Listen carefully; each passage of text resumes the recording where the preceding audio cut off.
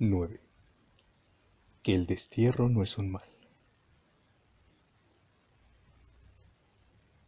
Una vez que un condenado al destierro se lamentaba por ello, le consoló más o menos de este modo. ¿Cómo? Dijo. Si no se es un insensato, ¿podría alguien apesadumbrarse por el destierro?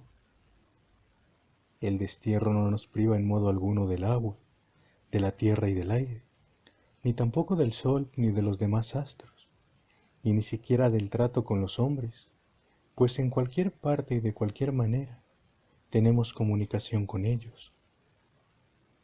¿Por qué va a ser terrible que nos veamos privados de una parte de la tierra y de la compañía de algunos hombres?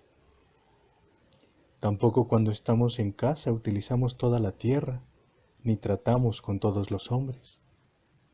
Trataríamos como ahora con los amigos, pero con los verdaderos y con los que conviene mantener alguna conversación, pues esto nunca nos traicionarían o nos abandonarían. Pero de algunos que son amigos fingidos y no verdaderos, más valdría estar apartado que tratar con ellos. ¿Y entonces qué? ¿No es el mundo patria común de todos los hombres como pensaba Sócrates? Así que no has de considerar que te restierren de verdad de tu patria, porque vayas de aquí en donde naciste y creciste, sino solo que te ves privado de una ciudad, sobre todo si crees ser persona de buen carácter, ya que si alguien así no venera ni desprecia lugar alguno como causante de su felicidad o infelicidad. Por el contrario, él lo pone todo en sí mismo y se considera ciudadano de la ciudad de Zeus, la que está compuesta de hombres y dioses.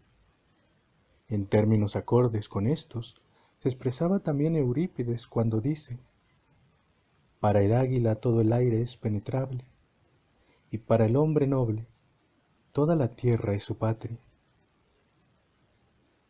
Igual que sería pueril y ridículo alguien que, estando en su patria, sufriera terriblemente y se lamentara por vivir en otra casa y no en la que nació, lo mismo el que vive en otra ciudad y no precisamente en la que nació, y lo considera una desgracia. A ese tal habría que considerarlo un insensato y un necio. ¿Y qué lugar ocuparía el estar desterrado en relación con el cuidado de nosotros mismos y con la consecución de la virtud?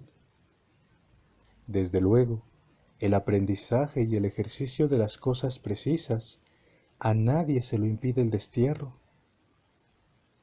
¿Cómo entonces no iba a estar colaborando el destierro a ese fin, si proporciona tiempo de ocio y libertad para aprender lo bueno y para ponerlo por obra más que antes, en el sentido de que ni nos vemos arrastrados por la pretendida patria a los menesteres públicos, ni molestados por los pretendidos amigos o los parientes, que son expertos en impedir y apartar del impulso hacia lo mejor? A algunos incluso les convenía el destierro en todos los sentidos, como a Diógenes, que de un ciudadano particular se hizo filósofo con el destierro, y en vez de seguir asentado en Sinope, pasó la vida en Grecia y se destacó en su ejercitarse para alcanzar la virtud de los filósofos. A otros, que se encontraban en mal estado corporal por la flaqueza y la molicie, el destierro les dio vigor, al obligarles a llevar una vida más varonil. Y sabemos de algunos que se libraron de enfermedades crónicas al ser desterrados, como sin duda aquel Espartiataco, el lacedemonio, que estaba enfermo del pulmón desde hacía mucho y que muchas veces había padecido de ello por causa de la molicie, pero que, una vez que cesó en su molicie, cesó también en su enfermedad. Y dicen que otros, muy atormentados antes por este padecimiento, se han visto libres de la gota propia de la gente de vida muelle, porque el destierro, acostumbrándoles a llevar un régimen de vida más duro, les proporcionó por ese mismo medio el recuperar la salud.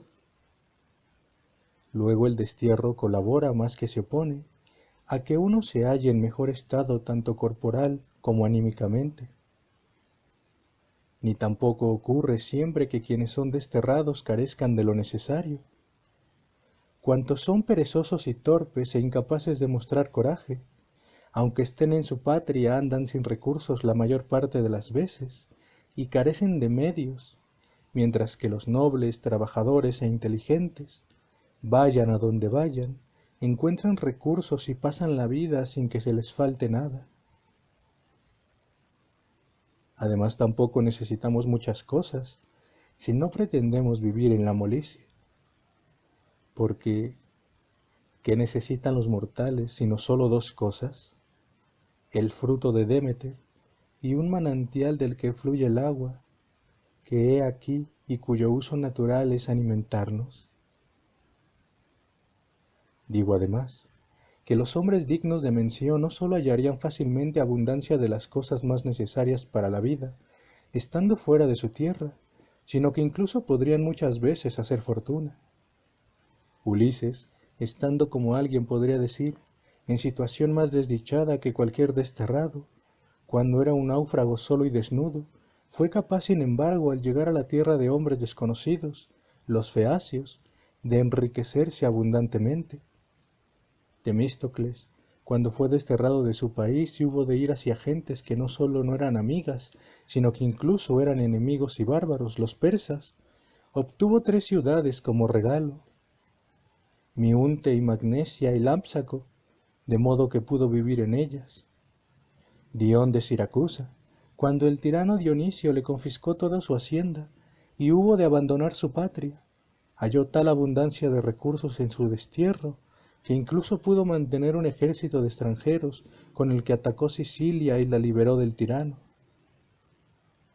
¿Quién en su sano juicio entonces seguiría opinando al ver esto que el destierro es causa de pobreza para todos los desterrados? Y tampoco es completamente necesario que los desterrados tengan mala fama por causa del destierro, pues es de todos conocido que muchos castigos se imponen erróneamente y que muchos son arrojados de su patria injustamente, y que incluso algunos hombres que eran buenos fueron expulsados por sus conciudadanos. Así ocurrió en Atenas con Aristítides el Justo, en Efeso con Hermodoro. Por ello Heráclito mandó a los efesios que se ahorcaran al llegar a la mayoría de edad, porque habían desterrado a Hermodoro. Algunos incluso se hicieron famosísimos gracias al destierro, como Diógenes de Sinope y Clearco el Lacedemonio, el que luchó con Ciro contra Artajerjes. Si uno quisiera, podría mencionar otros muchos, pero ¿cómo iba a ser causa de la mala fama aquello en lo que algunos se hicieron más famosos de los que eran antes? Y por Zeus, dice Eurípides, que los desterrados están privados de libertad, puesto que están privados de la libertad de palabra, cuando hace que Yocasta pregunte a Polinices su hijo, ¿qué dificultades tiene el desterrado? Y él responde, una es la más grande, no tiene libertad de expresión. Y de nuevo ella a él, propio de esclavo, es lo que has mencionado, el no decir uno lo que piensa. Pero yo le respondería a Eurípides, ¿opinas correctamente, Eurípides, que es propio de esclavo no decir lo que uno piensa? Al menos cuando sería menester decirlo. Pero no siempre, ni de cualquier manera ni a cualquiera le has de decir lo que pensamos. No me parece que sea una conclusión adecuada lo que de los desterrados no participan de la libertad de expresión. Si es que para ti la libertad de expresión consiste en no callar lo que uno está pensando, pues no son los desterrados quienes dudan en decir lo que piensan, sino los que teman que de hablar les vengan los trabajos o la muerte o el castigo o alguna otra cosa semejante. Este temor por Zeus no lo produce el destierro, pues también a muchos de los que están en su patria, o más bien a la mayoría, les ocurre que temen las cosas que parecen terribles.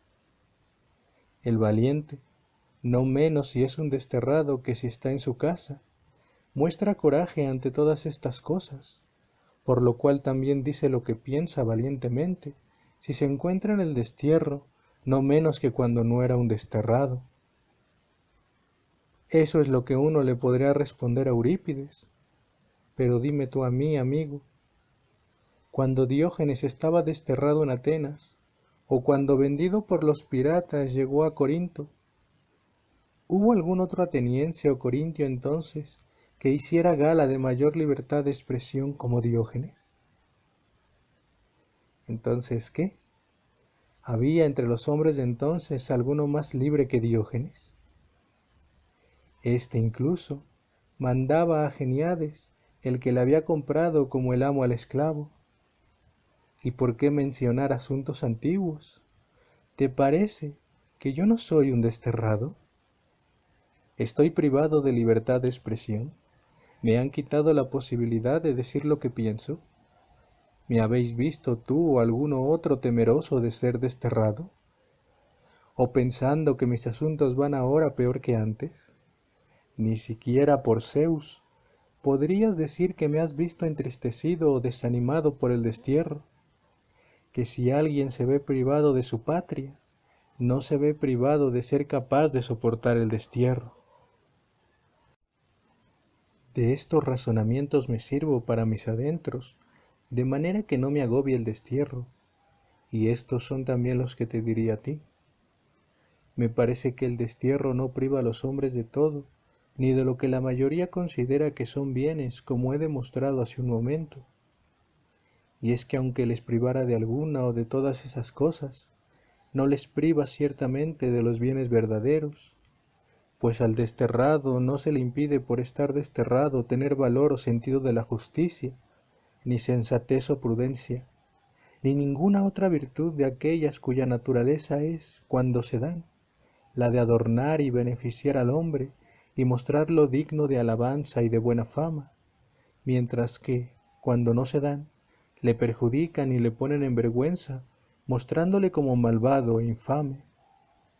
Siendo así las cosas, amigo, el destierro no te perjudicaría, ni te embelecería si eres bueno y posees las virtudes, al menos si las más capaces de beneficiarte y ensalzarte se dan en ti.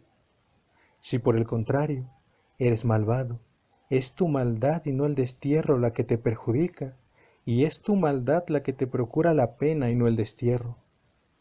Por eso has de apresurarte a librarte de la maldad, no del destierro.